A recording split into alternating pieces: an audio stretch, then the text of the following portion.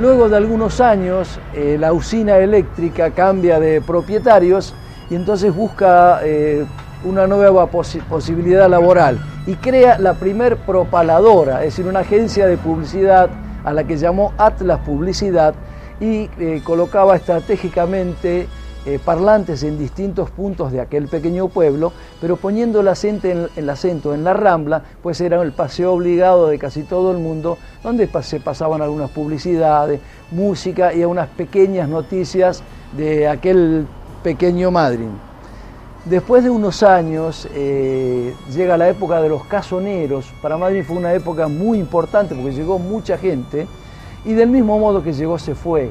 Es decir, prácticamente extinguieron al casón porque el casón generaba algo que se buscaba mucho por aquellos años porque Estados Unidos había perdido las islas del Pacífico donde se producía el aceite de hígado de bacalao y el casón reunía propiedades parecidas. Entonces, una vez finalizada la extracción acá en la zona patagónica, es trasladado por una firma de Buenos Aires a Mar del Plata, donde está algunos años, pero evidentemente el terruño tiraba y se vuelven a Puerto Madryn ya con mi hermano Tato, es decir, mi papá, mi mamá y mi hermano Tato.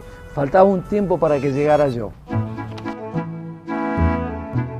En la época de la importación, es decir, la época de las franquicias aduaneras al sur del paralelo 42, comienzan ya a llegar artículos de importación y a la casa Volansky, que era esta, que tenía realmente, venía prácticamente todo el pueblo a comprar porque tenía bicicletas, repuestos de auto, receptores de radio, como se les llamaba en aquel momento, y fue el primero en traer chascos. Mi papá era una persona muy bromista, entonces evidentemente ni bien fue a Buenos Aires, lo descubrió y trajo lo que para aquel momento llamaba la atención. Uno levantaba un jabón y flotaba una cebita, uno escribía con un lápiz y se doblaba la punta, otro escribía con una viroma y se salpicaba la camisa que después se borraba. En fin, ese tipo de chascos que hoy parecen haber caído en desuso.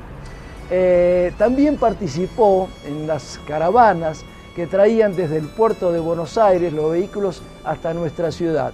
Si les parece, paramos acá y el próximo miércoles continuamos con la historia de mi papá, Pedro Volansky.